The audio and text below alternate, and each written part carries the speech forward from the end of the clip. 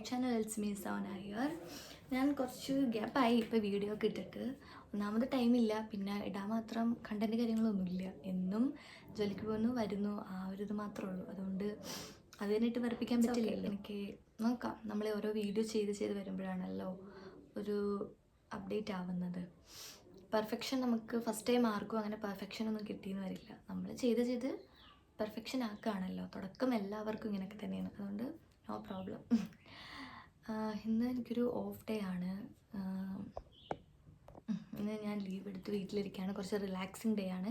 Relaxing day എന്ന് വെച്ചിട്ട് രാവിലെ തൊട്ട് റിലാക്സിങ് ഒന്നുമല്ല, കുറച്ച് പണിയൊക്കെ ഉണ്ടായിരുന്നു.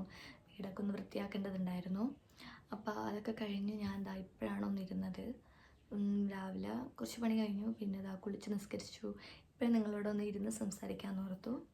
ഇന്നൊരു പ്രത്യേകം കൂടി ഉണ്ട്. ഇന്ന് ഞാൻ വർക്ക് ചെയ്തിട്ട് ഇന്നേക്ക് 1 വർഷം തികയാണ്. കഴിഞ്ഞ വർഷം 2024 നവംബർ 26-ാം തീയതിയാണ് ഞങ്ങൾ ജോയിൻ ചെയ്തത്.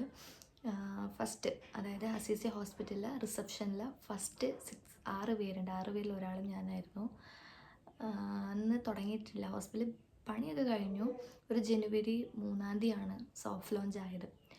അപ്പോൾ ഞങ്ങൾ നവംബർ 26-ാം തീയതിന് മുമ്പേ ഞങ്ങൾ കയറിയിട്ടുണ്ട്. അപ്പോൾ ഇന്നത്തേക്ക് 1 വർഷം എന്ന് പറയുമ്പോൾ പെട്ടെന്നാണ് ഇയറൊക്കെ പോകുന്നത്. 1 വർഷം എന്നൊക്കെ പറയണത് പെട്ടെന്ന് കടന്നുപോയി. ഇൻഷാ അല്ലാ കുഴപ്പമൊന്നും ഇല്ലാണ്ടാണ് ഇതുവരെയും പോയത്. ഇനി നാളെ എങ്ങനെയാണ് എന്ന് നമുക്കറിയില്ല. നാളെ ഞാൻ ഇനി ജോലി തുടരുമോ, നമുക്ക് ഇതിൽ തന്നെ ആയിരിക്കുമോ എന്നൊന്നും പറയാൻ പറ്റില്ല. പക്ഷെ എന്നാലും 1 വർഷം ഞാൻ കംപ്ലീറ്റ് ചെയ്തെന്ന് ഓർക്കുമ്പോൾ തന്നെ അത് വലിയൊരു കാര്യമാണ്. നമുക്ക് നമ്മുടെ ഒരു എക്സ്പീരിയൻസ് 1 ഇയർ നമുക്ക് കിട്ടുമല്ലോ എന്തായാലും. അത് നമ്മുടെ ഒരു അസറ്റ് തന്നെയാണ് എന്തായാലും. അപ്പോൾ എനിക്കത് ഇപ്പോഴും ഓർമ്മയുണ്ട്. ആ ടൈമിൽ എനിക്ക് ഇവിടെ വന്ന ശേഷം ഞാൻ എറണാകുളത്താണ് എനിക്ക് റിനേമഡ് സിസ്റ്റേ ഹോസ്പിറ്റലിൽ 1 ഇയർ ട്രെയിനിങ് എക്സ്പീരിയൻസ് ഉണ്ടായിരുന്നു. അപ്പോൾ അത് വെച്ചിട്ട് എനിക്കിവിടെ ഹോസ്പിറ്റൽ എന്ന് പറയുമ്പോൾ ഒന്നാമത് തൃശ്ശൂർ അല്ലെങ്കിൽ പാലക്കാട്, രണ്ടും നമുക്ക് ട്രാവലിങ് നല്ല ബുദ്ധിമുട്ടായിരുന്നു. അപ്പം അങ്ങനെ നിന്നിരുന്നിരുന്നു ലാസ്റ്റ് ഇങ്ങനെ ഒരു പുതിയ ഹോസ്പിറ്റൽ നമ്മുടെ ഇവിടെ ആലത്തൂർ വരുന്നുണ്ടെന്ന് പറഞ്ഞപ്പോൾ ജസ്റ്റ് ഒന്ന് CV കൊടുത്താണ്. CV കൊടുത്തിട്ട് ഒന്ന് ഫസ്റ്റ് ഇൻ്റർവ്യൂവിൽ നമ്മളെ വിളിച്ചു. കുറച്ച് കഴിഞ്ഞിട്ടാണ് വിളിച്ചത്, 1 മാസം 2-3 മാസം കഴിഞ്ഞപ്പോഴേക്കും. അത് കൊടുത്തു കഴിഞ്ഞപ്പോൾ തന്നെ വിളിക്കാണ്ടപ്പോൾ ഞാൻ വിചാരിച്ചു കിട്ടില്ല, എന്തായാലും വിളിക്കില്ല എന്നുള്ള രീതിയിലായിരുന്നു. അത് കഴിഞ്ഞൊരു 2-3 മാസം കഴിഞ്ഞപ്പോൾ ഇങ്ങനെ കോള് വന്നപ്പോൾ എനിക്ക് ആദ്യം ഫസ്റ്റ് ഒരു സർപ്രൈസിങ് അസീസിന്ന് തന്നെയാണോ വിളിച്ചതെന്ന് വെച്ചു. പിന്നെ അത് കഴിഞ്ഞ് ഞാൻ ഇൻ്റർവ്യൂവിന് പോയപ്പോൾ ഫസ്റ്റ് ഫ്ലോറിലായിരുന്നു. ഫസ്റ്റ് ഫ്ലോറിൽ ഞാൻ നോക്കുമ്പോൾ 1-2 ആളുകളൊക്കെ ഉണ്ടായിരുന്നുള്ളൂ. അതായത് ഒരു കൂടിപ്പോയ 5-6 പേര്. അപ്പോൾ ഞാൻ വിചാരിച്ചു അത്രയല്ലേ ഉള്ളൂ ഇൻ്റർവ്യൂവിന്, എന്തായാലും മേ ബി കിട്ടാൻ ചാൻസ് ഉണ്ടെന്ന് വിചാരിച്ചു. അങ്ങനെയാണ് ഇവിടെ എല്ലാ ഇൻ്റർവ്യൂ 2nd ഫ്ലോറിലാണെന്ന് പറഞ്ഞാൽ ഞങ്ങൾ 2nd ഫ്ലോറിൽ അതിൽ കാണാൻ വേണ്ടി.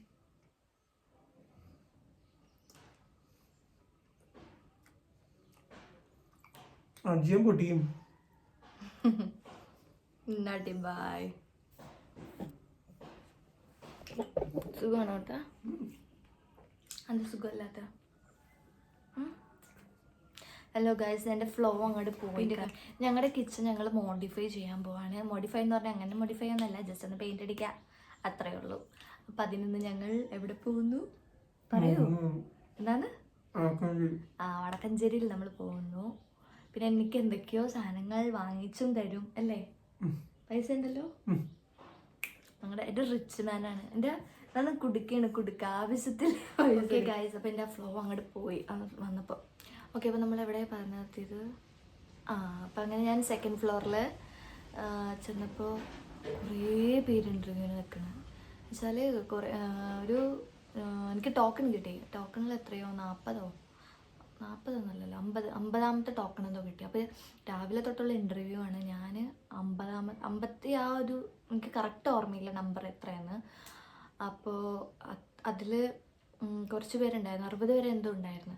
അപ്പോൾ ഈ ഒരു ഇൻ്റർവ്യൂ 3 ദിവസമായിട്ടാണ് വെച്ചിരിക്കുന്നത്. ഞാൻ പോയത് 3-ാമത്തെ ദിവസമാണ്. അപ്പോൾ ഇന്നലെ ഉണ്ടായിരുന്നു, മിനിഞ്ഞാന്നും ഉണ്ടായിരുന്നു എന്നാണ്. അപ്പം തന്നെ എൻ്റെ കണ്ണ് രണ്ടും പുറത്തേക്കായി. കാരണം എന്തായാലും എനിക്കിനി കിട്ടാൻ പോകുന്നില്ല. കാരണം ഇന്നെന്ന് വെച്ചാലൊന്ന് ആലോചിച്ച് നോക്ക്, ഇന്നിപ്പോൾ ഇത്രയും പേര്, ഇന്നലെയും ഇൻ്റർവ്യൂവിൽ കുറച്ച് പേര്, എന്തായാലും ഒരു 90 പേരെങ്കിലും ഇൻ്റർവ്യൂവിന് വന്നിട്ടുണ്ടാവും ഏകദേശം. ഞാൻ എൻ്റെ ഒരു കാൽക്കുലേഷൻ വെച്ച് എത്ര വന്നെന്ന് എനിക്കറിയില്ല. പക്ഷെ അവിടെ ചോദിച്ചപ്പോൾ കുറേ പേര് ഇൻ്റർവ്യൂവിന് റിസപ്ഷൻ്റെ ഇതിൽ തന്നെ എല്ലാം തന്നെ എനിക്ക് കിട്ടുമെന്ന് ഞാൻ പ്രതീക്ഷയില്ല. പിന്നെ അങ്ങനെ ഓക്കെ ഇൻ്റർവ്യൂവിൽ അറ്റൻഡ് ചെയ്തു, പോയി. പിന്നെയും അത് കഴിഞ്ഞിട്ട് കുറേ ഗ്യാപ്പ് ഇട്ടു വിളിക്കാൻ. പിന്നെ ഒരു ഇതിൽ പെട്ടെന്ന് ഇങ്ങനെ അസീസ് ചെയ്യുന്നതാണ് വിളിക്കണത്, നിങ്ങൾ സെലക്ട് ആയിട്ടുണ്ടെന്ന് പറഞ്ഞപ്പോൾ പിന്നെയും ഞാൻ സർപ്രൈസ് എനിക്ക് വിശ്വസിക്കാൻ പറ്റുന്നില്ല. കാരണം ഇത്രയും പേരുണ്ടായിരുന്നു. നമ്മൾ ഓരോ ഇൻ്റർവ്യൂവിൽ നമ്മളിങ്ങനെ ഇരിക്കാൻ നേരത്ത് നമുക്കറിയാമല്ലോ നമ്മുടെ ഫ്രണ്ടിലുള്ള ആളുകളും അവരുടെ ആറ്റിറ്റ്യൂഡ്, അവരുടെ സംസാരം എല്ലാം കാണുമ്പോൾ നമ്മൾ വിചാരിക്കുമല്ലോ നമുക്കൊന്നും കിട്ടാൻ പോകുന്നില്ല എന്നൊക്കെ നമ്മൾ വിചാരിക്കുമല്ലോ. സന്തോഷം ഉണ്ടായിരുന്നു. അങ്ങനെ രണ്ടാമത്തെ ഇൻ്റർവ്യൂ ഉണ്ടായിരുന്നു. ആദ്യത്തെ ഇൻ്റർവ്യൂവിൽ ഞങ്ങളുടെ മാം HODൻ്റെ വകയുണ്ടായിരുന്നു, പിന്നെ HR-ൻ്റെ വകയുണ്ടായിരുന്നു. അത് രണ്ടും ഓക്കെ ആയിരുന്നു. പിന്നെ രണ്ടാമത്തെ ഇൻ്റർവ്യൂ മാനേജ്മെൻറ്റിൻ്റെ ഇൻ്റർവ്യൂ ആണ്, നമ്മുടെ ചെയർമാൻ്റെ. അപ്പോൾ ആ ഒരു ഇൻ്റർവ്യൂവിന് നിങ്ങളടുത്ത് വരാൻ പറഞ്ഞു. അപ്പോൾ ഞാൻ നോക്കിയപ്പോൾ ഞാനും ഉണ്ട്, ഒരു 5 പേരും ഉണ്ട്. ഞാൻ വെച്ച് നമ്മൾ 6 പേരാണോ സെലക്ട് ആയത് ഇത്രയും ഇൻ്റർവ്യൂവിൽ? ഇത്രയും പിള്ളേർ വന്നതിൽ ഞങ്ങൾ 6 പേരാണ് ഫസ്റ്റ്, അതായത് റിസപ്ഷനിൽ ഫസ്റ്റ് നമ്മൾ 6 പേര്. അത് എനിക്കിപ്പോഴും പറയുമ്പോൾ നല്ല പ്രൗഡായിട്ട് തോന്നുന്നത്. ഞങ്ങൾ അത്രയും പേരിൽ നിന്ന് ഞങ്ങൾ 6 പേര് സെലക്റ്റായി. അതിലൊരാൾ ഞാനായതിൽ എനിക്ക് ഭയങ്കര സന്തോഷമുണ്ട്. അങ്ങനെ സാറിൻ്റെ അടുത്ത് പോകുമ്പോൾ എന്തായാലും ഒരു പേടിയുണ്ടോ, അയ്യോ ഇനി ഇതിലെങ്ങാനും ഇത്രയും കിട്ടി, ഇത്രയും വന്നു, ഇനി ആളുടെ കൂടെ ഇൻ്റർവ്യൂവിൽ റിജക്റ്റായി പോകുമോ? ഇല്ല, 7 പേരുണ്ടായിട്ടോ, സോറി, ഞങ്ങൾ 7 പേരാണ് അന്ന് ഉണ്ടായിരുന്നത്. 7 പേരിൽ സാറിൻ്റെ വക ഇൻ്റർവ്യൂ ഉണ്ടായിരുന്നു. സാറിൻ്റെ ഇൻ്റർവ്യൂ എന്ന് വെച്ചാൽ പ്രത്യേകിച്ച് അങ്ങനെയൊന്നുമല്ല, വീട്ടുവിശേഷങ്ങളാണ്, ഇപ്പൊന്നുമില്ല. അങ്ങനെ അതും കഴിഞ്ഞു. അങ്ങനെ ഞങ്ങളിൽ 7 പേരിൽ ഒരു ചേച്ചി ഉണ്ടായിരുന്നു, ആളെ ടീച്ചറായിരുന്നു. അപ്പോൾ ആളുടെ അടുത്ത് പൊക്കുമെന്ന് പറഞ്ഞു, ഞങ്ങളുടെ അടുത്ത് നിൽക്കാൻ പറഞ്ഞു. അങ്ങനെ ഞങ്ങളുടെ അടുത്ത് നിന്നപ്പോൾ ഞങ്ങളുടെ അടുത്ത് പിന്നെ പറഞ്ഞു, നിങ്ങൾ സെലക്ട് ആയിട്ടുണ്ട്, നവംബർ 26-ാം തീയതി നിങ്ങൾ ജോയിൻ ചെയ്തോന്ന് പറഞ്ഞു. ഞങ്ങൾ 6 പേരുണ്ടായിരുന്നു അന്ന്. ഞങ്ങൾ 4 പേരാണ് 26-ാം തീയതി ജോയിൻ ചെയ്തത്. ബാക്കി 2 പേര് 27-ാം തീയതിയാണ് ജോയിൻ ചെയ്തത്. കാരണം അവർക്ക് ആ ടൈമിൽ അവർ ഇതിന് മുമ്പ് വർക്ക് ചെയ്ത സ്ഥലത്ത് നിന്ന് അവർ ലാസ്റ്റ് ഡേ അന്നൊക്കെ ആയിരുന്നു, 26-ാം തീയതി ആണെന്ന് തോന്നുന്നു. അപ്പം അതുകൊണ്ടാണ് അവർ രണ്ടുപേരും വരാതിരുന്നത്. അവർ 27-ാം തീയതിയാണ് വന്നത്. പിന്നെ അത് കഴിഞ്ഞു. പിന്നെ ഫസ്റ്റ് ഒരു നവംബർ ആ ലാസ്റ്റ് വീക്കും പിന്നെ ഡിസംബർ ടൈം എന്നൊക്കെ പറയുമ്പോൾ സത്യം ഒരു ഹണിമൂൺ പീരീഡ് എന്ന് വേണമെങ്കിൽ പറയാം. അങ്ങനെ പ്രത്യേകിച്ച് നമുക്കവിടെ പണിയെന്ന് പറയാനില്ല. രാവിലെ ആകുമ്പോൾ മാമിൻ്റെ വക ക്ലാസ് കാര്യങ്ങളൊക്കെ ഉണ്ടാവും. ഉച്ച കഴിഞ്ഞാൽ പിന്നെ നമ്മൾ നമ്മുടേതായിട്ടുള്ള വീട്ടുവിശേഷം, പിന്നെ ഹോസ്പിറ്റൽ എന്താണ് ഇതിന്. അപ്പോൾ അത് കഴിഞ്ഞപ്പോൾ ഡിസംബർ ടൈമിൽ നമുക്ക് ക്രിസ്മസിൻ്റെ ടൈമൊക്കെ ആയിരുന്നു. അങ്ങനെ ക്രിസ്മസ് പിന്നെ ഡാൻസ് പരിപാടിയായിരുന്നു. ഞങ്ങളുടെ ഉച്ചയ്ക്ക് ശേഷം ഞങ്ങളുടെ മെയിൻ പരിപാടി ഡാൻസൊക്കെ ആയിരുന്നു. പിന്നെ 4 മണിക്ക് ഞങ്ങളുടെ ഫ്രണ്ടിൽ തന്നെ വൈറ്റ് ഹൗസ് ഉണ്ട്, എല്ലാവരും കൂടി ചായ കുടിക്കുമ്പോൾ അതൊക്കെ ഒരു എന്താ പറയുക, ഒരു സത്യം കോളേജ് ലൈഫ് എങ്ങനെയാണ് അതുപോലെ തന്നെയായിരുന്നു ആ ഒരു മാസം 1.5 മാസം. പിന്നെ ജനുവരി 3-ാം തീയതി ജനുവരി ആയപ്പോൾ 2-3 പേരൊക്കെ ഓരോ തവണ ഓരോ മാസമൊക്കെ 1-2 മാസം ഇടവിട്ടൊക്കെ ആളുകൾ വരുന്നുണ്ട് നമ്മുടെ ഹോസ്പിറ്റലിലേക്ക്. അപ്പോൾ അങ്ങനെ ജനുവരി 3-ാം തീയതി തൊട്ട് നമ്മുടെ വർക്ക് അങ്ങോട്ട് സ്റ്റാർട്ട് ചെയ്തു. പിന്നെ അന്ന് തൊട്ട് ഈ നിമിഷം വരെ വർക്കാണ്. പിന്നെ നമുക്ക് ആ ഒരു മെമ്മറി, അതൊക്കെ ജസ്റ്റ് മെമ്മറി മാത്രമായി. ഇനി നമുക്കത് കിട്ടില്ല. കാരണം നമ്മളെപ്പോഴും ആ ടൈമിൽ തന്നെ പറയുമായിരുന്നു, നമ്മളിപ്പോൾ എല്ലാവരും ഒരുമിച്ചിരുന്ന് ചായ കുടിക്കുന്നു, ഫുഡ് കഴിക്കുന്നു. ഇനി നമുക്ക് ഈ ഒരു സിറ്റുവേഷൻ കിട്ടില്ലല്ലോ. കാരണം റിസപ്ഷനിൽ നമുക്കറിയാം എല്ലാവർക്കും ഒരുമിച്ച് ഇങ്ങനെ ഇറങ്ങാൻ പറ്റില്ല.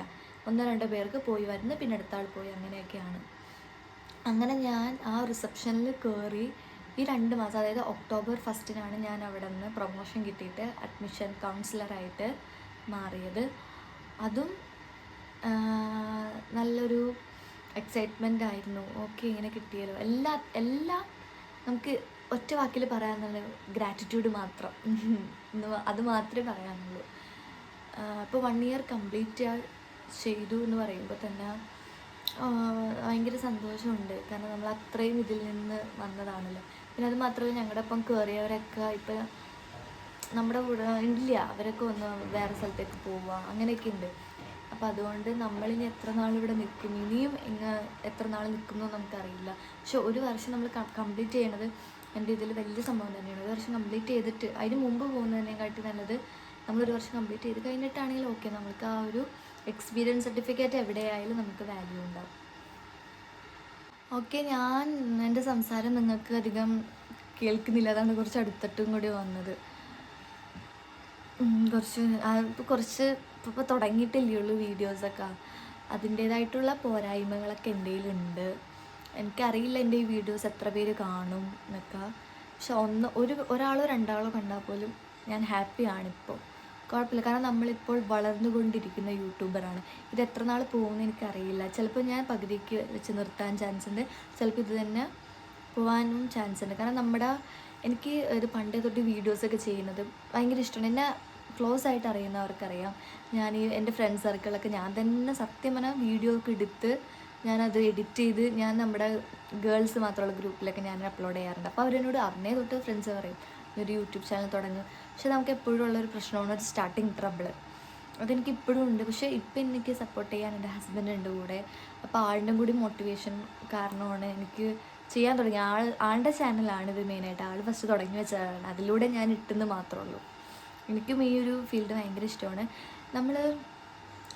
നമ്മുടെ വ്യൂസ് എത്ര കൂടും, നമ്മുടെ സബ്സ്ക്രൈബേഴ്സ് എത്ര കൂടും എന്ന് നോക്കിയിരുന്നിട്ട് കാര്യമില്ല. നമുക്കിഷ്ടമാണോ വീഡിയോ എടുക്കുക, നമ്മളത് വീഡിയോ എടുക്കുക, എഡിറ്റ് ചെയ്യുക, നമ്മളിടുക. ബാക്കിയൊക്കെ നമ്മൾ പണിയെടുക്കുക. അതിൻ്റെ പ്രോഫിറ്റ്, അതിൻ്റെ ബെനിഫിറ്റ്സ് ഒക്കെ നമുക്ക് അതിൻ്റെ വഴിയെ കിട്ടിക്കോളും. അതിനെ ബോധേഡ് ചെയ്യേണ്ട കാര്യമില്ല. കാരണം എനിക്ക് ഫസ്റ്റ് ഞാൻ വീഡിയോ ഇട്ടപ്പോൾ ഒന്നും പ്രതീക്ഷിച്ചിട്ടല്ല ഇട്ടത്. ബട്ട് ഇപ്പോൾ എനിക്ക് 200+ സബ്സ്ക്രൈബേഴ്സ് എനിക്കുണ്ട്. ബട്ട് അതിപ്പോൾ അത് വന്നത് 100-ൽ നിന്ന് 200 ആയത് പെട്ടെന്നായിരുന്നു. പക്ഷേ ഈ 200-ൽ നിന്ന് അധികം കയറുന്നില്ല. അപ്പം അത് പെട്ടെന്ന് കയറിയപ്പോൾ ഞാനിങ്ങനെ എല്ലാ ദിവസവും ഫോണിൽ നോക്കും എത്രയായി, എത്ര വ്യൂസായി. എൻ്റെ വ്യൂസ് ഇപ്പോൾ കുറഞ്ഞിട്ടുണ്ട്. അപ്പോൾ ഞാൻ ഓർത്തു, ഓക്കെ, എപ്പോഴെപ്പോഴും എന്തിനാണ് അത് എടുത്ത് നോക്കണത്, അതാവുമ്പോൾ ആയിക്കോട്ടെ. എപ്പോഴാണോ ആ വ്യൂസ് കൂടുന്നത്, എപ്പോഴാണോ സബ്സ്ക്രൈബേഴ്സ് കൂടുന്നത്, അതിൻ്റെ സമയത്ത് അത് ആയിക്കോളും. അത് ബോധേഡ് ചെയ്തിട്ട് നമ്മളിരിക്കണം. നമുക്കിഷ്ടം വീഡിയോ എടുക്കുക, അത് എഡിറ്റ് ചെയ്യുക, ഇടുക, അത്രയേ ഉള്ളൂ. നമ്മളെക്കൊണ്ട് പറ്റുന്ന രീതിയിൽ. പിന്നെ പോരായ്മകളൊക്കെ എല്ലാവർക്കും ഉണ്ടാവും. അത് നമ്മൾ ഓരോ വീഡിയോസ് ചെയ്യുമ്പോൾ നമുക്ക് ഓരോന്നും ചെയ്യുമ്പോഴാണല്ലോ ഇങ്ങനെ ചെയ്താൽ അടിപൊളിയായിരിക്കും, ഇന്ന ആംഗിളിൽ ചെയ്താൽ അടിപൊളിയായിരിക്കും, ഇന്ന വ്യൂ ആണെങ്കിൽ അടിപൊളിയായിരിക്കും. നമുക്ക് ഓരോ വീഡിയോസ് ചെയ്താലാണ് പുതിയ പുതിയ അറിവുകൾ നമുക്ക് കിട്ടുന്നത്. അപ്പോൾ ഞാൻ ഓരോ വീഡിയോസിലും ഞാൻ അത് എന്തെങ്കിലും ഇറേഴ്സൊക്കെ ഉണ്ടെങ്കിൽ അത് കളയാനും, കുറച്ച് നല്ല നല്ല ഉണ്ടെങ്കിൽ എന്തൊക്കെ ആഡ് ചെയ്താലാണ് ഒരു വീഡിയോയിൽ അതൊക്കെ ഞാനിപ്പോഴും ലേൺ ചെയ്തുകൊണ്ടിരിക്കുകയാണ്. അപ്പോൾ ഞാൻ ആദ്യമായിട്ടാണ് എനിക്ക് ഇങ്ങനെ നമ്മൾ സംസാരിക്കണത്. അപ്പോൾ അതിൻ്റേതായിട്ടുള്ള ഉണ്ട്. ഞാൻ ഇപ്പോഴും എനിക്ക് ഡൗട്ട്, ഞാൻ എന്തെങ്കിലും പൊട്ടത്തരമൊക്കെ നിങ്ങളോട് പറഞ്ഞോ, അങ്ങനെ പറഞ്ഞിട്ടുണ്ടെങ്കിൽ നിങ്ങളത് വിട്ട് കളയുക. കാരണം ആദ്യമായിട്ടാണ് ഇപ്പോൾ ഞാനിങ്ങനെ വീഡിയോയിൽ ഇങ്ങനെ സംസാരിക്കണത് ആദ്യമായിട്ടാണ്. അപ്പോൾ അതിൻ്റേതായിട്ടുള്ള ടെൻഷനൊക്കെ ഉണ്ട്. കാരണം ഈ വീഡിയോ ഓഫ് ചെയ്താൽ ഞാനല്ല ഞാൻ നല്ല രീതിയിൽ സംസാരിക്കുന്ന വ്യക്തിയാണ്. പക്ഷേ ഇല്ലേ, ഈ വീഡിയോ ഓൺ ചെയ്താൽ ഞാൻ കുറച്ച് ഡീസൻ്റായി. ഇത്രയും ഡീസൻ്റൊന്നും എന്നിൽ നിന്ന് നിങ്ങൾ ഇതല്ല, ഞാൻ ഇത്ര ഡീസൻ്റ് അല്ല. ഫസ്റ്റ് ആയതുകൊണ്ടാണ്. കാരണം നമ്മളിപ്പോൾ ഒരാളെ പരിചയപ്പെടുമ്പോൾ നമ്മൾ നമ്മുടെ ഫുള്ളായിട്ട് നമ്മൾ കാണിക്കില്ലല്ലോ, കുറച്ച് ഡീസൻ്റായിട്ടല്ലേ നമ്മൾ പെരുമാറുള്ളൂ. പിന്നെ അവരോട് പഴകി ഫ്രണ്ട്ഷിപ്പായിട്ടൊക്കെ ആയിരിക്കും നമ്മുടെ ലോക്കൽ സ്വഭാവം അവർ കാണുന്നത്. അപ്പോൾ അതുപോലെ തന്നെ ഇപ്പോൾ വീഡിയോസിൽ എൻ്റെ ഇപ്പോൾ നല്ലൊരു ഇതാണ്, അതായത് ഞാനൊരു ഡീസൻ്റായിട്ട് നിങ്ങളോട് ബിഹേവ് ചെയ്യണത്. വീഡിയോ ഇട്ടിട്ട് വരുമ്പോൾ എൻ്റെ ലോക്കൽ നിങ്ങൾ കാണുന്നതായിരിക്കും. അപ്പോൾ ഓക്കെ, ഞങ്ങളിപ്പോൾ രാവിലെ ഞാൻ കുറച്ച് പണി കാര്യങ്ങളൊക്കെ ഉണ്ടായിരുന്നു. അപ്പോൾ നിങ്ങളത് കണ്ടിട്ട് വരും. അപ്പോഴേക്കും ഞാൻ റെഡി ആയിട്ട് വരാം. നിങ്ങൾക്കൊന്ന് പുറത്ത് പോകാനുണ്ടായിരുന്നു, കിച്ചൺ ഒന്ന് പെയിൻറ്റ് അടിക്കാനുണ്ട്, പിന്നെ ഞങ്ങളുടെ താഴത്തെ റൂം ഒന്ന് സെറ്റാക്കാനുണ്ട്. അപ്പോൾ അതിൻ്റേതായിട്ടുള്ള പെയിൻറ്റ് വാങ്ങണം, അല്ലറ കുറച്ച് പർച്ചേസിങ് ഒക്കെ ഉണ്ടെന്ന്. അപ്പോൾ കടയിൽ പോകാൻ പോകണേണ്. അപ്പോഴേക്കും ഞാൻ റെഡി ആയിട്ട് വരാം.